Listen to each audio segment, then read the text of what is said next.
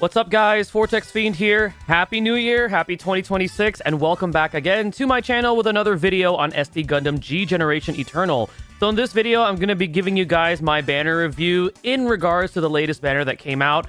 So I originally was going to put this video out yesterday, however, I got super busy, and not only that, but there was a change that I guess, not really a change, but something happened with this banner that wasn't intended, and the devs just decided to, you know what, we're just gonna leave it there and also give you guys 300 gems, which also kind of propelled the value of this banner. So I'm gonna go ahead and give you guys my banner review, but before I get started, you guys know the drill. If you enjoy what you see on this channel, there's a subscribe button, there's a notification bell. Hit that like or dislike, comment down below what you guys think of this banner overall. If you guys pulled, how did your pulls go? I'd love to hear it all from you guys. Okay. So, we're going to go ahead and take a look at the featured units. Now, in terms of the SSRs, there's a lot of brand new SSRs here that also have some really good pilots. In a nutshell, the SSR unit and pilots that are featured on this banner are all pretty good. Some of the standouts in terms of like the mobile suits are going to be the Goof Ignited, as well as the Ilfrith which is right over here. And then in terms of like the pilots, to me, the ones that stood out are Sophie and also Izak. Izak in particular, somebody noted this on my stream. He's actually a really good pilot for one of our earlier Fierce Enemy Assault units, which is the Force Impulse. So if you're looking for another good pilot to use on that unit, he's a good one. But all in all, in a nutshell, the SSRs are all of good value, and if you pulled them, they're all great. I'm just going to put it out there just that way, because I don't want to have to go and deep dive on each one, but they're all fantastic SSRs. In terms of the actual ship, so we got the Eternal that came back. We already know how dominant one-shot killer is.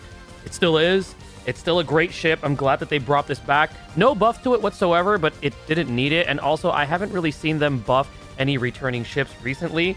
Might be something that they might consider in the future, but so far, the Eternal ship is really good for one-shot killer. The brand new one, which is also limited with Talia and Minerva, is also good. However, if I were to objectively pick which one I think is going to be better overall, I still have to give a slight edge to the one-shot killer ship. Now, Tough as Nails is a tag that is also really good. There are a lot of fantastic units there. I mean, we got the brand new, the Calibarn is on there, and then also we got Barbatos, Lupus Rex. Actually, excuse me, not Calibarn. The Destiny is on there. So Destiny is on there. And then we got Barbatos Lupus Rex, which is also good. You got the Banshee Norn, which is also excellent. So there are really good candidates in Tough as Nails for this particular ship. However, I do still think that the one-shot killer ship is still overall the better ship. Not only that, but because the Minerva ship has both energy and HP restoration, it's the values that it restores, particularly for HP, is not as good as the Eternal ship, because the Eternal ship is solely focused on HP, whereas the other one is kind of split, which I think it's cool that they did that. But for me, because of that, I still give the slight edge to the Eternal and the one-shot killer tag, because I do think there's overall better units in that one compared to Tough as Nails. But if you manage to pull either of the ships, they're both really, really good. Okay, Strike Freedom has come back. You guys are already familiar with this. Some of you were very excited that this unit came back. It's still a really good unit. It's still, I would say, maybe top 6, top 7 DPS. Fantastic range unit. The pilot, Kira Yamato, is phenomenal. You know, he's able to increase his damage output to enemies with attack burst. He has the better version of Sway. All in all, very, very good. If you acquire this unit with this return, very, very strong unit. Even up to now, it's aged very, very well. Okay, so I'm going to start off with Calibarn. I'm going to save Destiny and Shinn for last, because as you know, I mentioned something earlier, and that's the reason why. So we're going to start off with Calibarn first. In a nutshell, Calibarn is very, very strong. As we've seen at level 5, if we can take a look at this unit with max upgrades. Here, level 5. There we go. At level 5, we get a 6,840 range 5, DPS attack. And then when the higher your HP, the greater your weapon power. However, it does have that caveat of consuming your HP by 10%. However, we know that if you pair this unit up with Suletta, that reduces to 5%. So it has a very unique strategic type of play where you kind of want to be careful when you play this unit in terms of like fights. But the thing about this game is that fights don't really last too long. I mean, when we do Eternal Road Expert, you're given 4 turns.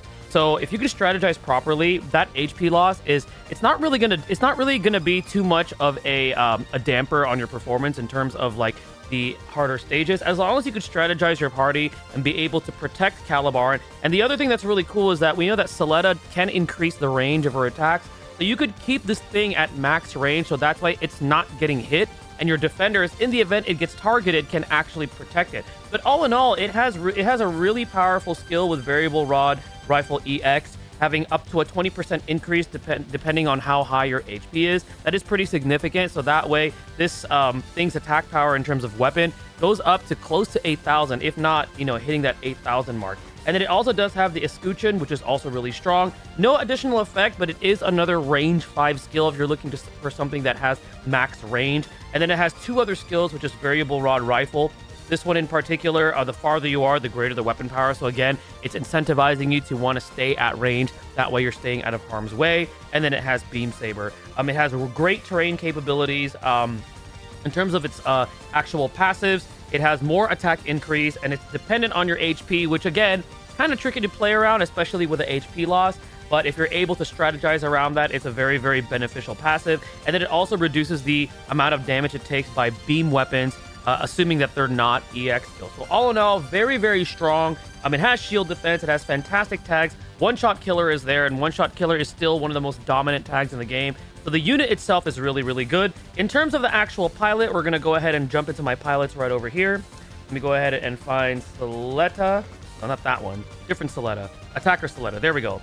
So like I said earlier, very, very strong pilot. She can boost her awaken damage. She can boost her range, so she could stay at that max range. And she has HP repair to kind of mitigate the HP loss from using the EX skill over and over and over. And also with her passives, we also have not only the chance step, she has a double chance step, but she also reduces that HP weapon consumption. So all in all, I do think that the combination of Calibarn and Suletta is really, really strong. Do I think it's like super amazing, top tier? It's up there in my opinion, but I do think that there are units better than it, and I think it's just because of that little caveat with the HP loss. But if you could get around that, it's a fantastic unit, and she has a monstrous awakening stat at 824, which I think is fantastic. So all in all, I do think Suletta and Calibarn are excellent, is an excellent pairing.